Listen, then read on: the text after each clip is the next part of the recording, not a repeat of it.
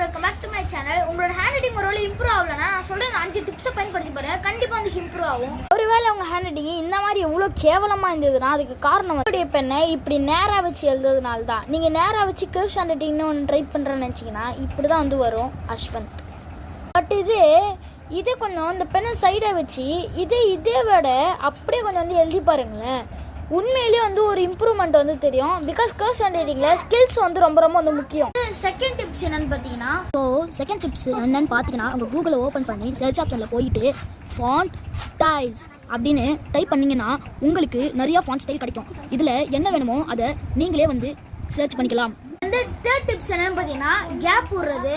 நீங்கள் எழுதுகிற ஒரு வேர்டுக்கும் உங்களுக்கு சுண்டு விரல் சைஸுக்கு பார்த்தீங்கன்னா நீங்கள் வந்து கேப் விட்டு தான் வந்து எழுதணும். இல்லைனா உங்களோட ஹேண்ட் ரைட்டிங் உண்மையிலே வந்து கேவலமாக வந்து வந்துடும். ஹேண்ட் ரைட்டிங் எப்படி இருக்குன்ட்டு மறக்காமல் வந்து கமெண்ட்டில் சொல்லிட்டு போயிடுங்கப்பா. சொன்ன டிப்ஸ்லாம் பிடிச்சிருந்துச்சுன்னா மறக்காம லைக் அண்ட் சப்ஸ்கிரைப் பண்ணுறேன். டாடா கைஸ்.